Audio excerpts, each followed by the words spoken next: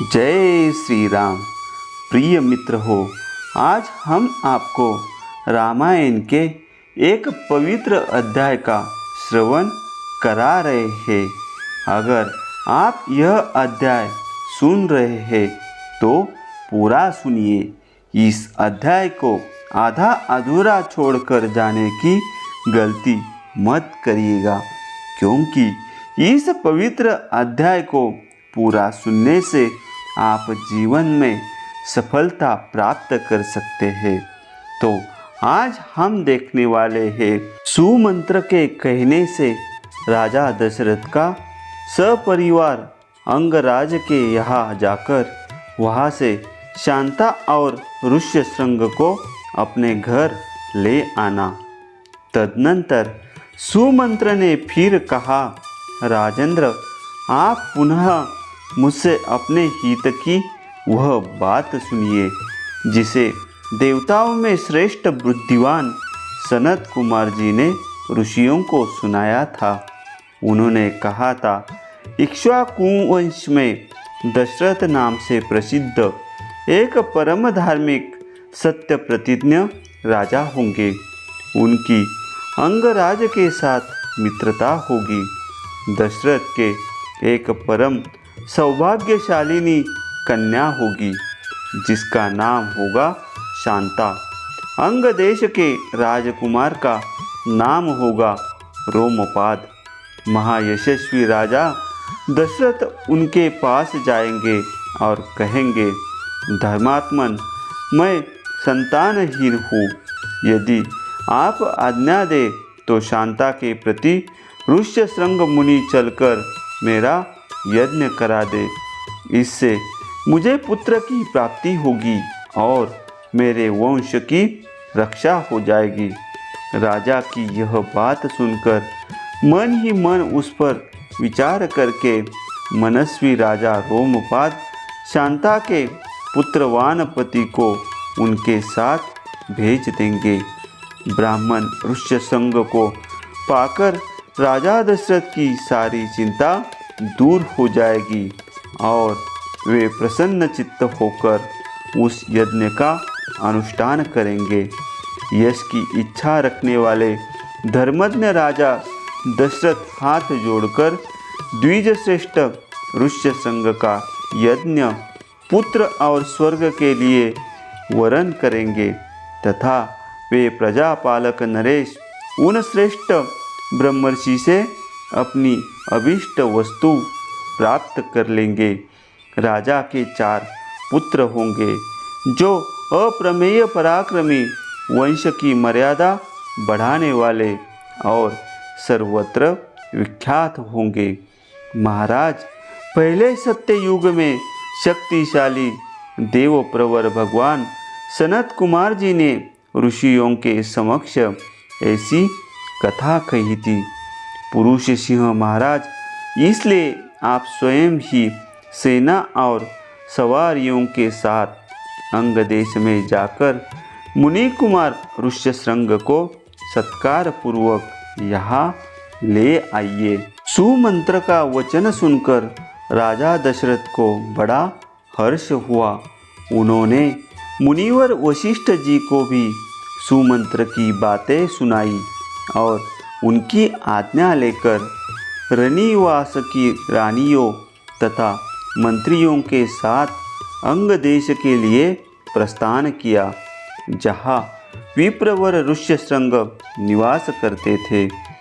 मार्ग में अनेकानेक वनों और नदियों को पार करके वे धीरे धीरे उस देश में जा पहुँचे जहाँ मुनिवर ऋष्यशृंग विराजमान थे। वहाँ पहुँचने पर उन्हें द्विजश्रेष्ठ ऋष्यशृंग रोमपाद के पास ही बैठे दिखाई दिए। वे ऋषि कुमार प्रज्वलित अग्नि के समान तेजस्वी जान पड़ते थे। तदनंतर राजा रोमपाद ने मित्रता के नाते अत्यंत प्रसन्न हृदय से महाराज दशरथ का शास्त्रोक्त विधि के अनुसार विशेष रूप से पूजन किया और बुद्धिमान ऋषि कुमार ऋष्यशृंग को राजा दशरथ के साथ अपनी मित्रता की बात बताई। उस पर उन्होंने भी राजा का सम्मान किया। इस प्रकार भली भांति आदर सत्कार पाकर नरश्रेष्ठ राजा दशरथ रोमपाद के साथ वहाँ 7-8 दिनों तक रहे।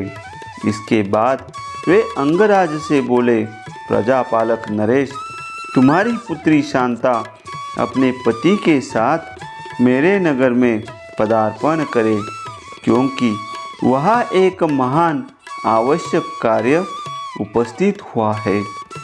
राजा रोमपाद ने बहुत अच्छा कहकर उन बुद्धिमान महर्षि का जाना स्वीकार कर लिया और ऋष्य संग से कहा, विप्रवर, आप शांता के साथ महाराज दशरथ के यहाँ जाइए। राजा की आज्ञा पाकर उन ऋषि पुत्र ने तथास्तु कहकर राजा दशरथ को अपने चलने की स्वीकृति दे दी। राजा रोमपाद की अनुमति ले ऋष्यशृंग ने पत्नी के साथ वहाँ से प्रस्थान किया। उस समय शक्तिशाली राजा रोमपाद और दशरथ ने एक दूसरे को हाथ जोड़कर स्नेहपूर्वक छाती से लगाया तथा अभिनंदन किया। फिर मित्र से विदा ले रघुकुल नंदन दशरथ वहाँ से प्रस्थित हुए। उन्होंने पूर्ववासियों के पास अपने शीघ्रगामी दूत भेजे और कहलाया कि समस्त नगर को शीघ्र ही सुसज्जित किया जाए, सर्वत्र धूप की सुगंध फैले, नगर की सड़कों को झाड़ बुहार कर उन पर पानी का छिड़काव कर दिया जाए तथा सारा नगर ध्वजा पताकाओं से अलंकृत हो। राजा का आगमन सुनकर पूर्ववासी बड़े प्रसन्न हुए। महाराज ने उनके लिए जो संदेश भेजा था उसका उन्होंने उस समय पूर्ण रूप से पालन किया। तदनंतर राजा दशरथ ने शंख और दुदुम्बी आदि वाद्यों की ध्वनि के साथ विप्रवर ऋष्यशृंग को आगे करके अपने सजे उन द्विज कुमार का दर्शन करके सभी नगर निवासी बहुत प्रसन्न हुए। उन्होंने इंद्र के समान पराक्रमी नरेंद्र दशरथ के साथ पुरी में प्रवेश करते हुए ऋष्यशृंग का उसी प्रकार सत्कार किया जैसे देवताओं ने स्वर्ग में सहस्राक्ष इंद्र के साथ प्रवेश करते हुए कश्यप नंदन वामन जी का समादर किया था। ऋषि को अंतपुर में ले जाकर राजा ने शास्त्र विधि के अनुसार उनका पूजन किया और उनके निकट आ जाने से अपने को कृतकृत्य माना। विशाल लोचना शांता को इस प्रकार अपने पति के साथ उपस्थित देख अंतपुर की सभी रानियों को बड़ी प्रसन्नता हुई। वे आनंदमग्न हो गई।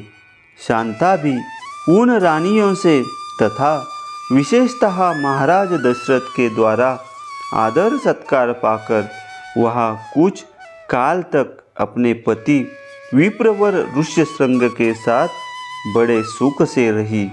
इस प्रकार रामायण का यह पवित्र अध्याय समाप्त हुआ। मित्र हो, अगला अध्याय सुनने के लिए चैनल को सब्सक्राइब कीजिए और कमेंट में लिखिए जय श्री राम।